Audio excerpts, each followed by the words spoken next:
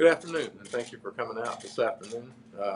We wanted to share with you just a little bit more than what the press release shared with you earlier this morning.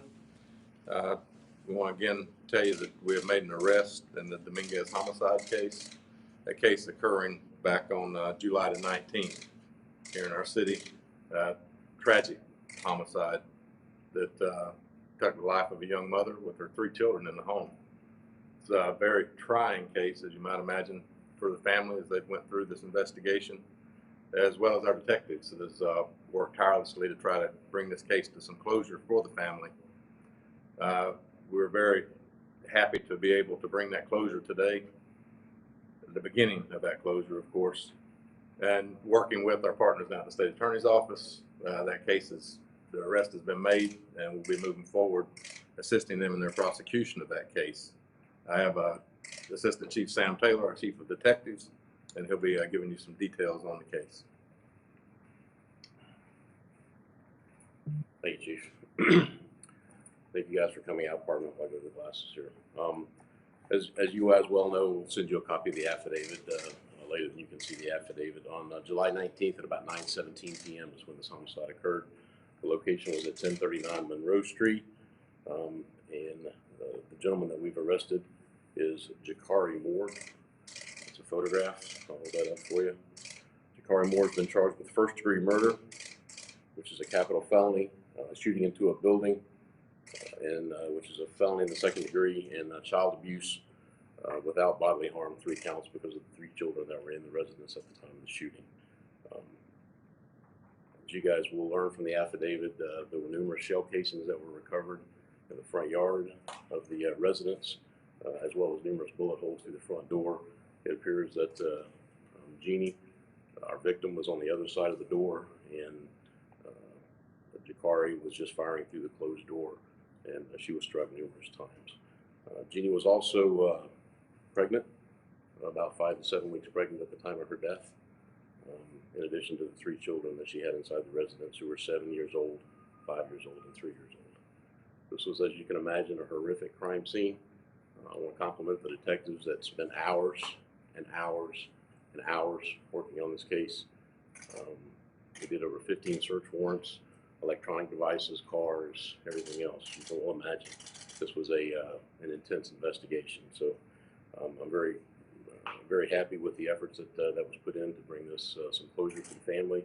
And keep in mind, that's what this is about, is bringing closure for the family. So I know you guys don't want to hear us talk. You'd like to, at some point, hear the affidavit, and I know some of you already spoke with the family. So there was a lead that was very important to us solving the case at the time. It was a small black Kia that was seen leaving the scene on the night of the homicide, and we were able to track the black Kia down that had a paper tag or a temporary tag, and we were able to attach that to our suspect.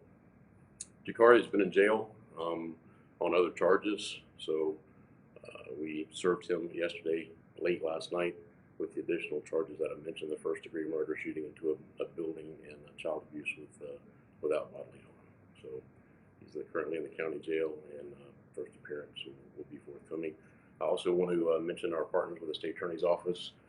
They worked with us from the night this occurred, and have continued to partner with us and consult with us during this entire event. So with that, I'll answer any questions that you might have.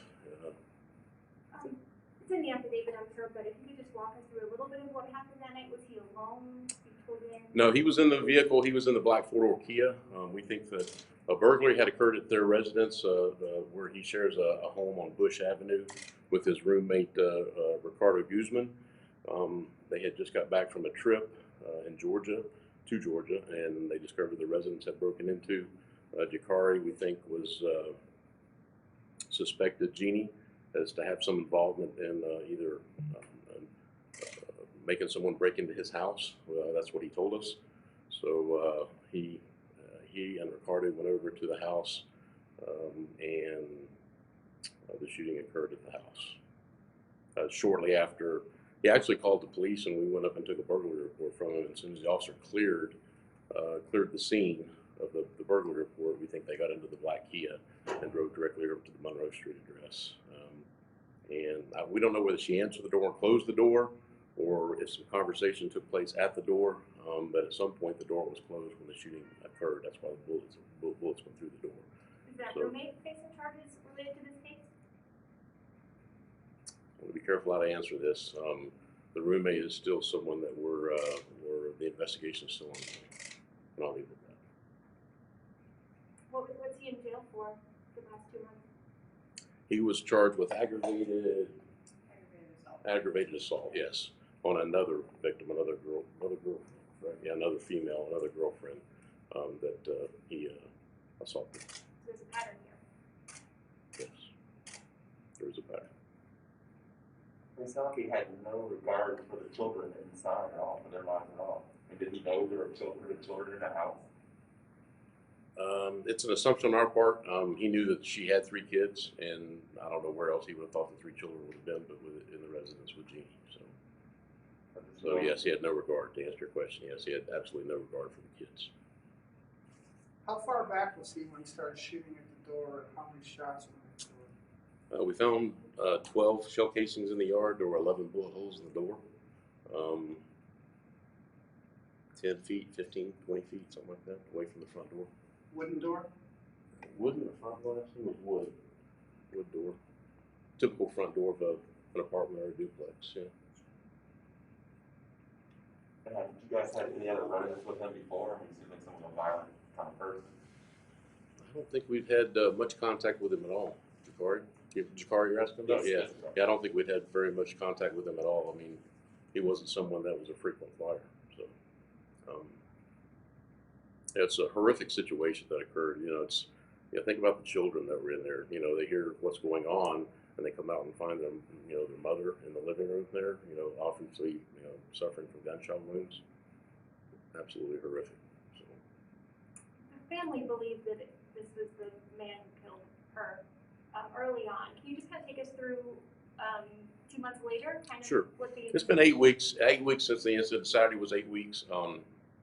As I mentioned, we had at least 15 search warrants that we served. Those would have been on electronic devices,